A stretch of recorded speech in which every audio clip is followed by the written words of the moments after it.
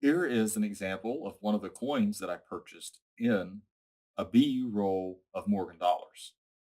And what I just noticed by looking at this coin in the video that I did not see when I bought the coin was a little minor strike through over top of the ear.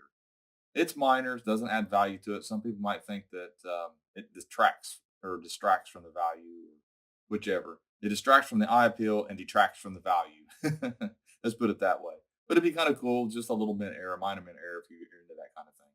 But it is a beautiful coin, probably mint state 63 or 64, depending on when you submit your coins to PCGS. Kind of hard to grade now, and it got me second guessing. But anyways, this is a very nice View coin. Then here's the roll that I bought. Just a lot of luster on these coins, and they all looked pretty original. There was just one in there that was cleaned, had some issue with being cleaned. And I want to share the rest of the coins that I have that I purchased recently as well. So stay tuned.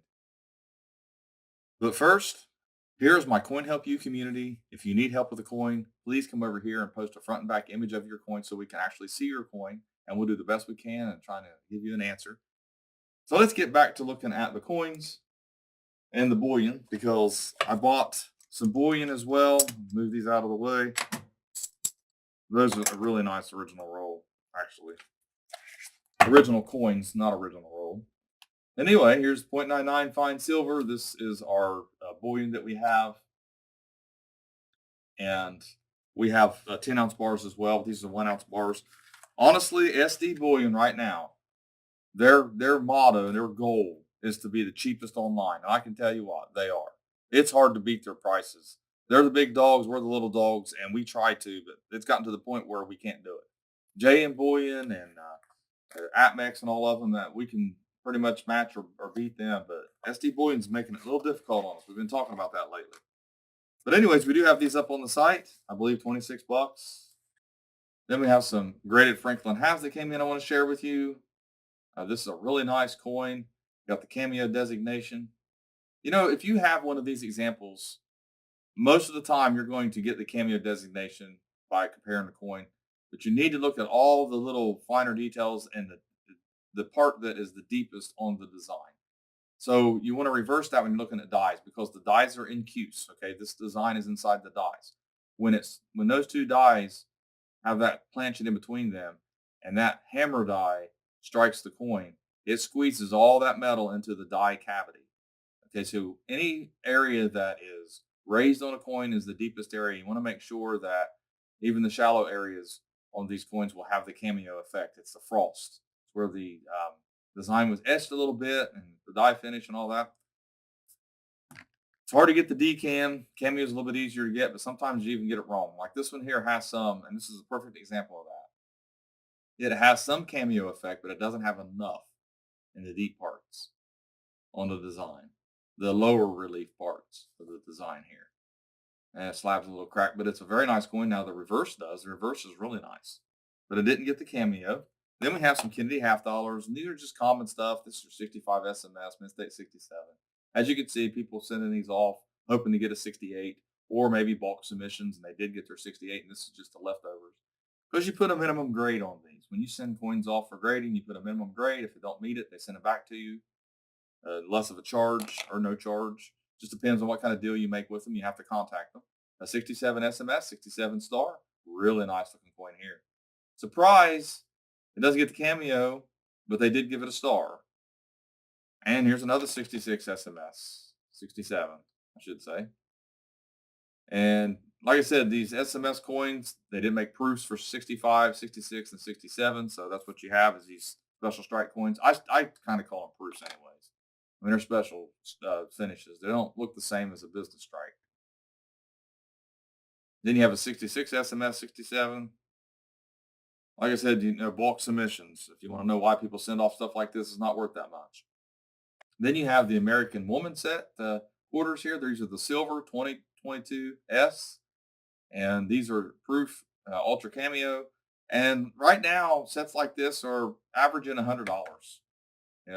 But there are nice coins. Regardless, they're more modern.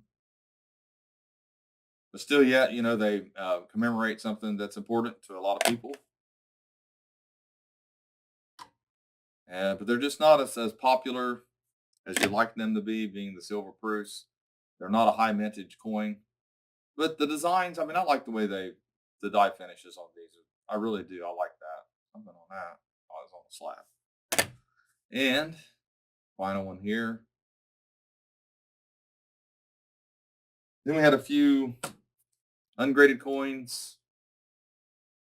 And this is a 1935 half. It has wiped on it. So it might have been cleaned at one time. I haven't had it out of the holders. I'm not sure. Extra fine. Maybe. I'll tell you what, it has some mint luster on it. Might be closer to AU50. This is a decent type coin. Then we got some Civil War tokens. Really nice looking tokens here. Not 1 cent.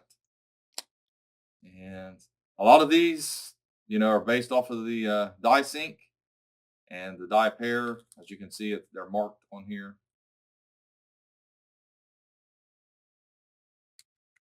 And it's the fold, FULD. It's Wilson's metal here. You can see 141 and 307. That signifies the obverse and reverse die that these were struck with. Some of them are really rare. Not these, but I mean, some are really rare. Certain die pairs and things.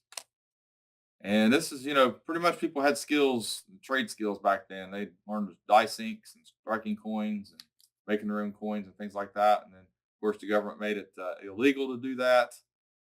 People were hoarding coins. I mean, you think people were hoarding coins during COVID? People were really hoarding coins back then. They were shaving them. They were made of silver and then gold.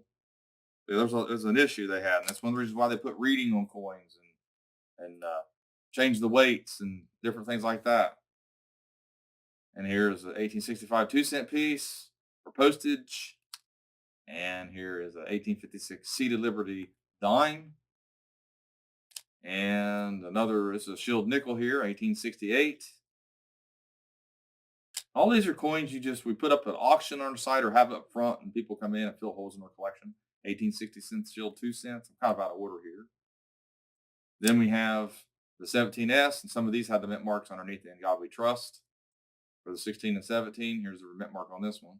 So this one here, I mean, you're looking at a coin that is in, G4 condition. The full date on it. Some people might call it G6. But it's a nice coin nonetheless.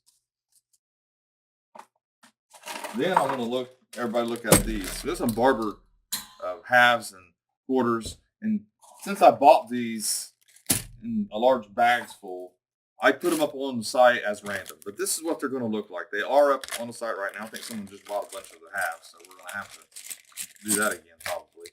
But this is basically what they look like. They're just, some of them have some issues. A lot of these will go in the scratch and dent bags.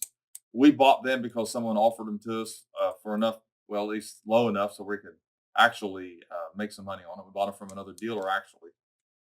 And we can put them in this, like I said, the dent lots if they're damaged. That's just damage. Someone's shaved some silver off that, it looks like, or at least they got dinged. One of the two. Like I said, you had a lot of that going on back in the day. But that's what they look like here. And pretty much in dates that are after 1900. But there's some of them that are in the 1900, like 1898. I don't see any right off the top here. But 1906. Just not very good looking coins. Some of them are. Some of them are really slick. So the barber has, and then we have the quarters. And in the quarters, there are 92, 93, 94, but no mint marks that I saw so far on. And there are really a lot of slicks too. When we say slicks, that means a coin that has most of the design worn off. That's what we call it. Coal has tape on it. Like I said, it's already ruined. Okay, it's not worth using acetone to get it off unless you just want it off and have it in your collection. 1899, 97, you can see that one there. 08, and then there's some that have a little bit of details, a little more than others. 99. That's basically some of the. This is basically what dealers buy. I mean, this is what it ends up being. Just stuff like this, and you got to do something with it, and that's why our scratch and dent lots are helpful for us as well to get rid of overstock and scratch coins and things like that. And then everybody can get a type coin. You get it a little bit cheaper. We don't price our lots as retail, but retail's changed so much and pricing's up and down. some of this stuff you can't touch unless you're paying 20 times face. And here's what the dimes look like. They're just your normal, what you normally see. But you'll get something like this if you go to the random on our site or in our scratch and dent bags. And over on our site, sportsmancoinshop.com, I mean, we have proof sets and mint sets. We have 90% silver. We have gold coins up. We have silver eagles, Morgan dollars, peace dollars, you name it. You can scroll down through, you go to the homepage and see all the categories.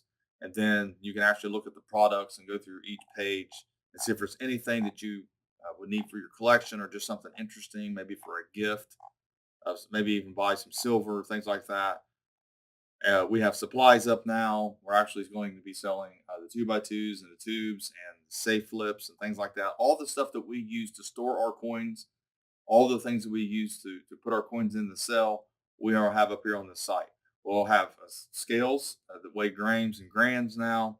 The loops, which I recommend, the triplet loops here. Also going to have some books up that I just purchased, trying to help collectors fill their needs, not just the coins, but also the supplies and the things that resources to help you be a better collector and even roll searcher. So thanks for watching my latest video. Please like, share, and comment, and have a great day.